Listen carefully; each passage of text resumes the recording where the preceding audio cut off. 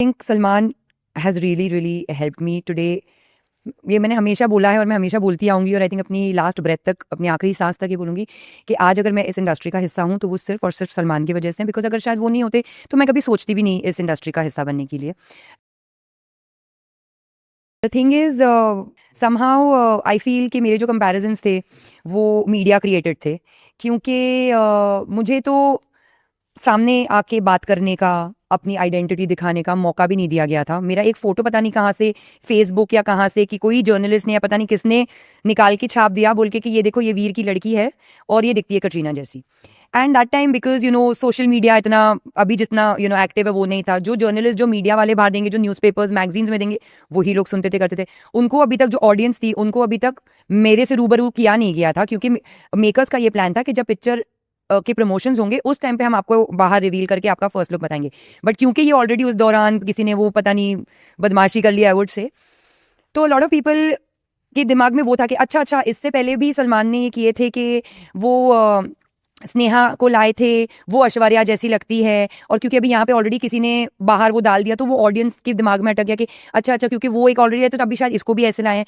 So I did not get the chance only to come out and tell people कि भाई पहले खुद देख लो, फिगर कर लो, दिखती हूँ नहीं दिखती हूँ, क्योंकि बचपन से मेरे को तो ये बोला गया था मैं अपनी माँ जैसी दिखती हूँ। And my mother definitely does not look like Katrina. Mummy you are very pretty but I just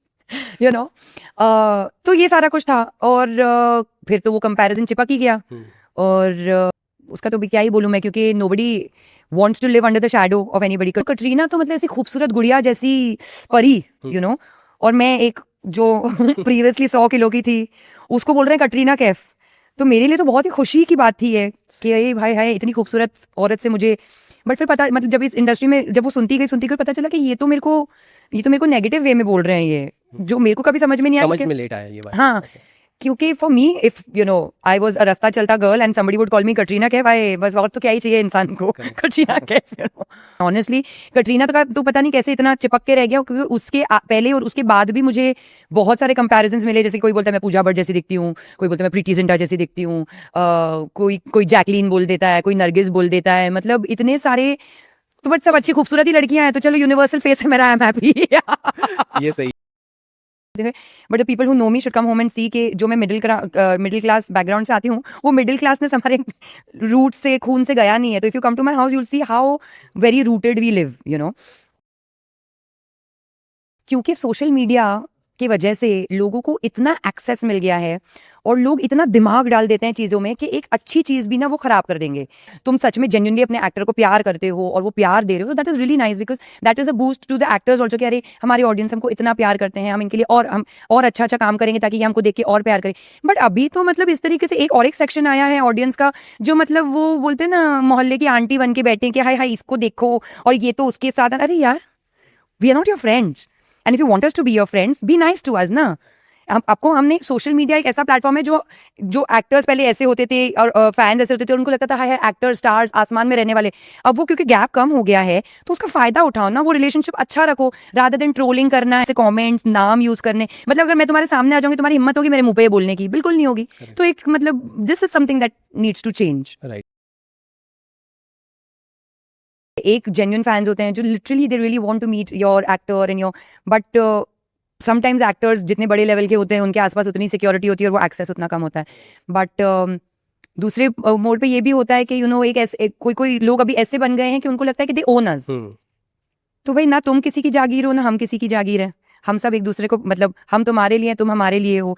so I think we should live in harmony like that rather than कि हमारा इन पे अपर हैंड और इनको हमको ऐसे है। तो सब इंसान ही ना, so why not treat everybody with humility. If you want to be treated as an इंसान, मतलब तुम फैन हो, तुम्हारे साथ अगर एक एक्टर ने हल्का सा जो भी उसका माइंड, मैं किसी को डिफेंड नहीं कर रही हूँ, बट अगर वो गया तो तुमको लगता है हाय हाय हम तो इतने मतलब प्यार से गए थे और इंसान है हमारे साथ ऐसा कर लिया। तो इंसान तो वो भी है, शायद उसके दिमाग में भी उसके घर में कुछ ड्रास्टिक चीज हो गई होगी, माइंड सेट ठीक नहीं हुआ होगा, न्यूज आ गई होगी कि मम्मी के साथ आज ये मतलब बड़ी कुछ इलनेस डिस्कवर हो गई है। तो उसके भी तो वो भी तो इंसान है ना, वो भी सोचो। You can't just because he और she is an actor and coming on TV पे आ रहा है ऑल द टाइम, जरूरी नहीं है कि बाहर भी एक्टिंग करे ना, बाहर तो उसको इंसान रहने का मौका दो। आपके साथ कभी हुआ है क्रेजी फैन मोमेंट वाला? क्रेजी फैन मोमेंट तो मतलब हुए हैं, but my fans have been very nice to me, they have not been as a disrespectful या वो सब तो नहीं, वो सारी चीजें।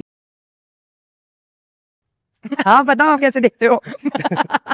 मेरे स्टार्स अगर अच्छे से आए तो हाँ। मुझे बहुत अच्छा लगता है जी। सारी चीज़ें। बट ये पैप्स जो दिखने के नाम पे जो चीज़ें चल रही है, जो पर्सनली मुझे नहीं पसंद है, लोगों को पसंद आती होंगी, इंस्टाग्राम पे वायरल होने के लिए लोग करते हैं, मुझे पर्सनली नहीं पसंद है। I think we were just talking, my team Hmm. and me about this on the way back only कि pap culture जो शुरू हुआ था उससे अब जो हो गया है बहुत डिफरेंस हो गया है. Right. Again pap culture I think rise पे आया इन कोविड, जब लोगों का connect to their favourite celebrities kind of थोड़ा कट हो गया था. Right. तो ये पैप कल्चर आ गया कि अच्छा ये यहाँ स्पॉट हो गए, वहाँ स्पॉट हो गए, यहाँ हो गए. बिगनिंग में आई थिंक ऑथेंटिक मतलब जेन्युइन था, ऑथेंटिक था कि दिख गया कोई कहीं पे. उसके बाद फिर बिजनेस बन गया और नाउ तो ऑफकोर्स एवरीबडी नोज कि पैसे दो और पैप्स को बुलाओ और अपना फोटोज क्लिक करवा दो. तो अभी लेकिन ये वो तक भी ठीक था क्योंकि चलो प्रमोशंस हो रहे फिल्म के, ये वो, तो to kind of market the film and all it was required to be on certain pap pages जिनकी रीच बड़ी है, तो ये वहाँ पे जा रहे हैं. उससे अब जो हो गया है दैट तो I also can not really understand, क्योंकि अभी जो पैप हो रहा है वो तो मुझे खुद को समझ में नहीं आ रहा है कि क्या हो रहा है. मैं नहीं बोल रही सब ये कर रहे हैं, बट बहुत सारे हैं जो ऐसी ऐसी जगहों पे जूम इन कर रहे हैं जिसकी जरूरत नहीं है. मतलब सेलिब्रिटी के मुंह से जाना जाता है ना सेलिब्रिटी, तो तुम कोई बॉडी पार्ट दिखा के कैसे बोल सकते हो कि गेस हो और वो भी अजीब सा बॉडी पार्ट जो हमारे क्या बोलते हैं शर्म का गहना होता है उस पे फोकस कर करके.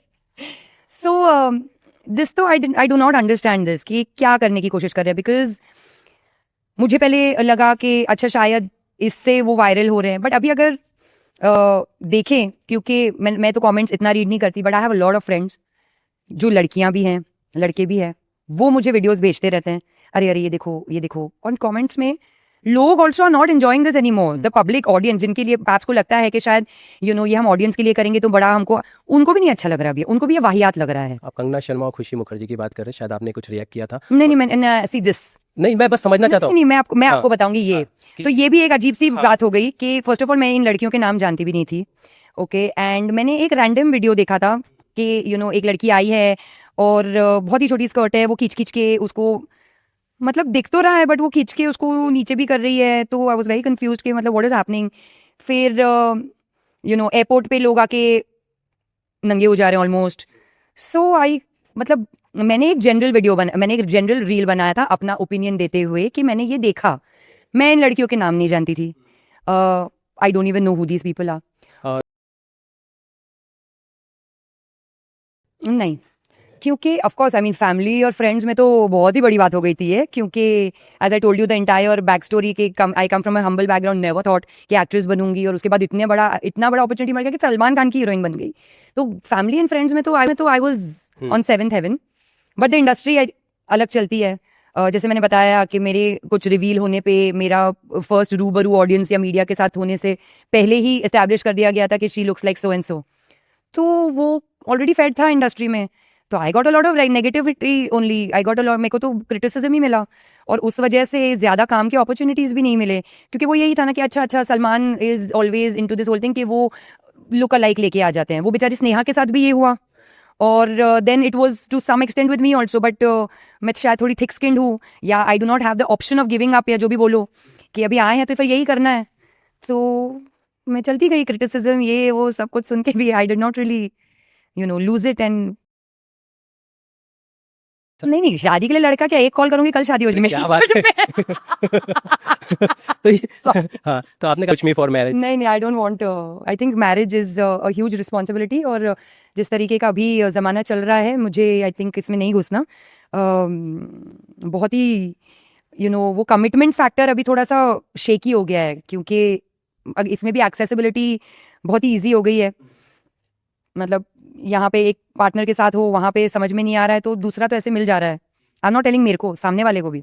तो कोई किसी के साथ एडजस्टमेंट करने के लिए राजी नहीं है. जो पहले होता था कि संभाल के एक दूसरे को चलते थे. अगर कोई गुस्सा कर रहा है तो वो प्यार से समझा लेगा, या ये गुस्सा कर रहा है प्यार.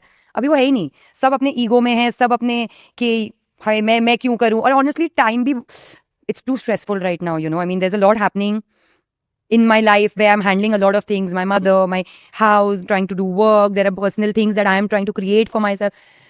Usme I don't think I have the bandwidth of a relationship. Okay.